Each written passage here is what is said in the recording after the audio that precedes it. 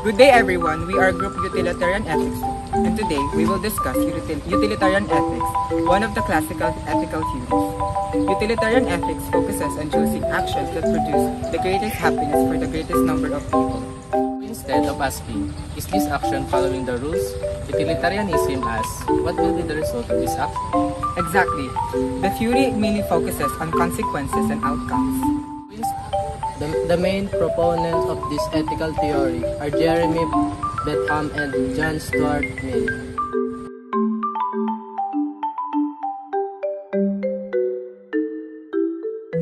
In this presentation, we will discuss the background of utilitarianism, its key concepts, application in computer science, and its advantages and disadvantages.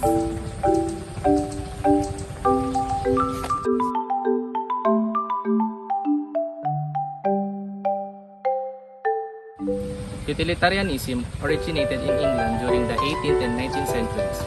Jeremy Bentham introduced the idea that humans naturally seek pleasure and avoid pain. According to him, actions should be judged based on the happiness they produce. So, if an action creates more happiness than suffering, it is considered morally right? Yes, that's the main idea. Later, John Stuart Mill improved the theory by explaining that some pleasures are more valuable than others, especially intellectual and moral pleasures.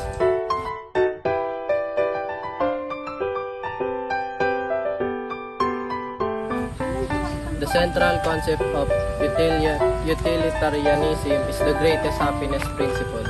This means that an action is morally correct if it creates the greatest amount of happiness for the greatest number of people. So in simple terms, the best decision is the one that benefits the majority. Correct. Utilitarianism is also known as consequentialist theory because it judges action based on outcomes. There are three important concepts of utilitarian ethics. First is utility, which means usefulness or benefit.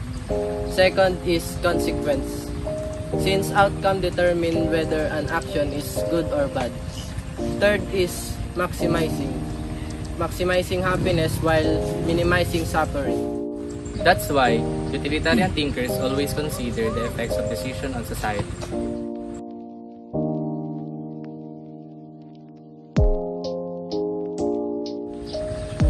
One application of utilitarian ethics in computer science is data privacy. Technology companies collect user data to improve services, recommendations, and security systems. Sometimes users feel uncomfortable because their personal information is being collected. That's true. Utilitarianism evaluates whether the overall benefits of millions of users outweigh the possible harm to privacy.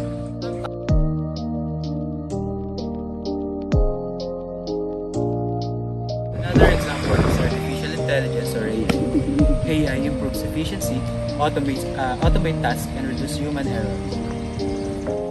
However, automation can also replace workers and lead to unemployment. Exactly. A utilitarian approach compares the positive and negative effects to determine whether AI benefits society overall.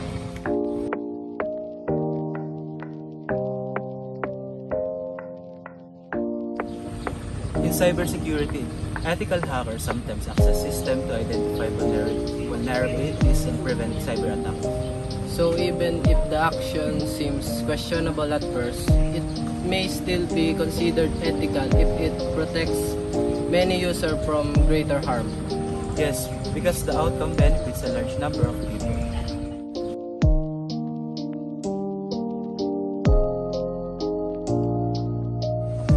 Utilitarian ethics has several advantages.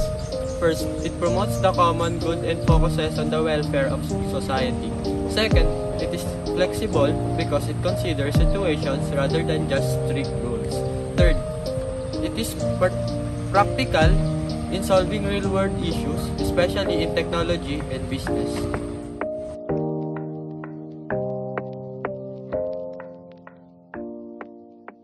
And sometimes predicting consequences accurately can also be challenging.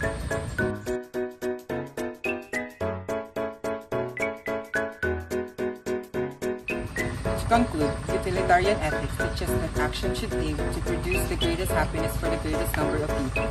It plays an important role in decision making, especially in fields related to technology and computer science. Although it has limitations, utilitarianism encourages people to think about how their actions affect others.